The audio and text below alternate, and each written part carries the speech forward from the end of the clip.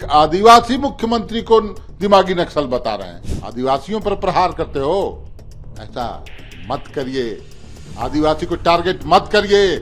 इनके नेतागण उसके घर जाकर उसे समझाकर बुझाकर प्रलोभन देकर और पूरा स्क्रिप्ट लिखा गया भाजपा कार्यालय में और वो जाकर कंप्लेन थाने में दिया गया। मनोज जी, जो बीजेपी ने पोस्टर जारी किया है हेमंत सोरेन जी का दिमागी नक्सल बताते हुए, उसमें कई सारी चीजें उन्होंने मेंशन किया है, जैसे जेपीएससी घोटाला, हिटलरशाही, युवाओं पर एफआईआर, पेपर लीक, कोर्ट में कमजोर पक्ष रखना, युवाओं के भविष्य से खिलवाड़, युवाओं पर लाठीचार्ज, आंदोलन करो, ये तमाम चीजें बताते हुए उनको दिमागी नक्सल बताया है। देखिए, दिमागी नक्सल कौन है? दिमागी नक्सल शब्द जिस दिमाग की उपज है वही दिमागी नक्सल है। इनके बड़े से बड़े नेता अपने भाषण में दिमागी नक्सल का बात करते हैं और अब यहां ये एक आदिवासी मुख्यमंत्री को दिमागी नक्सल बता रहे हैं। इनकी मानसिकता ही ऐसी है। आदिवासी है तो नक्सली होगा, मुस्लिम है तो आतंकवादी होगा, पंजाबी है, सिख कम्युनिटी है तो खालिस्तानी होगा। ये इनकी माइंडसेट है और ये एक आदिवासी मुख्यमंत्री को नक्सली बताने का घोर पाप कर रहे हैं। झारखंड की जनता जरा गांवों में जाकर बोलिए ना, पता चल जाएगा आपको। एक लोकप्रिय मुख्यमंत्री, सर्वाधिक लोकप्रिय मुख्यमंत्री, जिसने झारखंडी हितों की रक्षा के लिए 5 महीने जेल में रहने का काम किया, कौन था दिमागी नक्सली? एक आदिवासी को प्रताड़ित किन ताकतों ने किया? और इनके नेता जब मुख्यमंत्री थे रघुवर दास जी, 20,000 आदिवासी युवकों पर केस किया गया था पत्थलगड़ी का। अगर हेमंत सोरेन मुख्यमंत्री नहीं बनते तो 20,000 आदिवासी युवक जेल में होते। कौन था दिमागी नक्सली? आदिवासियों पर प्रहार करते हो, ऐसा मत करिए। आदिवासी को टारगेट मत करिए।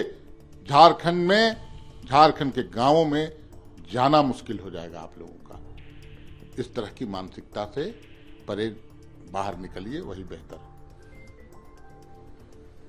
एफआईआर की मांग की गई है आपके पार्टी कार्यकर्ताओं पर भी। एक लड़की जो कि जेपीएससी रिफॉर्म मंच से जुड़ी हुई है, उसने आरोप लगाया है, थाने जाकर कंप्लेंट दिया है कि जिस दिन प्रोटेस्ट मार्च हो रहा था पुतला दहन वाला, उस दिन आपके कार्यकर्ता यानी झारखंड मुक्ति मोर्चा के कार्यकर्ता उस भीड़ में घुसे, छीना झपटी की, उसके साथ छिड़काने की, बदसलूकी की।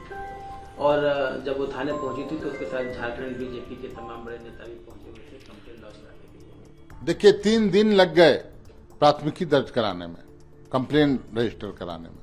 बड़ा ताजुब का बात लगता है। जिस भी महिला, जिस भी लड़की, जिस भी किसी के साथ अगर कोई वारदात हो, कोई घटना घटित हो, वो अकेले जाएगी थाने में, कंप्लेन लिया जाएगा। ये दिल्ली थोड़े ही है कि पेलेट गन लगा हुआ है, आईसीयू में भर्ती है मरीज और फिर भी प्राथमिकी दर्ज नहीं होती है। लेकिन यहां भाजपा के कतिपय नेतागण सस्ती लोकप्रियता हासिल करने के लिए, फोटो खिंचवाने के लिए 3 दिनों तक उस लड़की का ब्रेन वॉश किया गया है।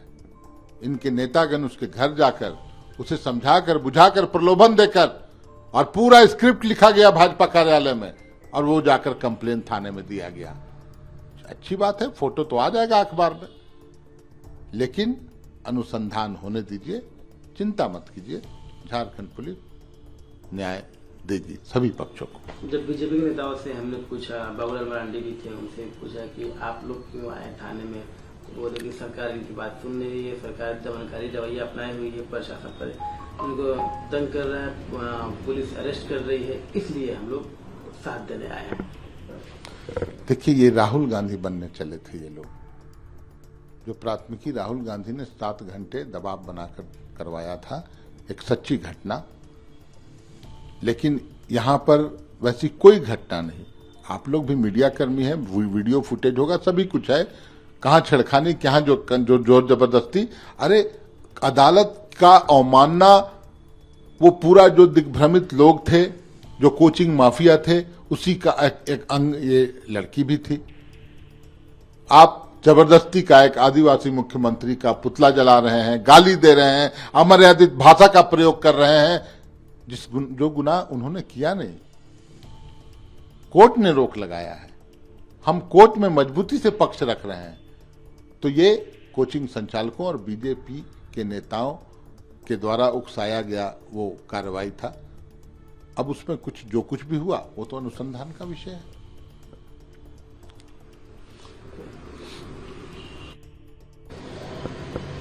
वन नेशन वन इलेक्शन का जो मुद्दा है जेपीसी में है, जेपीसी चीफ पीपी चौधरी ने कहा है कि one nation one election possible है राज्यों के सहयोग से और कॉन्स्टिट्यूशनल अमेंडमेंट से।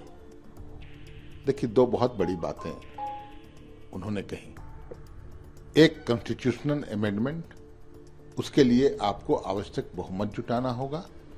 दूसरा, राज्यों की सहमति। एक राज्य भी असहमत होगा तो आप नहीं कर सकते हैं, यह व्यवहारिक रूप से संभव नहीं है। एक वन नेशन वन इलेक्शन व्यवहारिक रूप से कैसे सफल होगा, कोई बता दे। कौन सा मैकेनिज्म इसमें आएगा? 6 महीने बाद कोई सरकार गिर जाती है तो क्या अगले 4.5 वर्षों तक इंतजार होगा कि अब अगला इलेक्शन आएगा तो साथ में इलेक्शन होगा? तब तक क्या राष्ट्रपति शासन होगा? इस तरह के कई एक प्रश्न हैं जो अनुत्तरित हैं, जिसका जवाब नहीं है इनके पास। और मैं समझता हूं न 9 मन घी होगा, न राधा नाचेगी। प्रभातखबर.com, विश्वास वही, रफ्तार नहीं।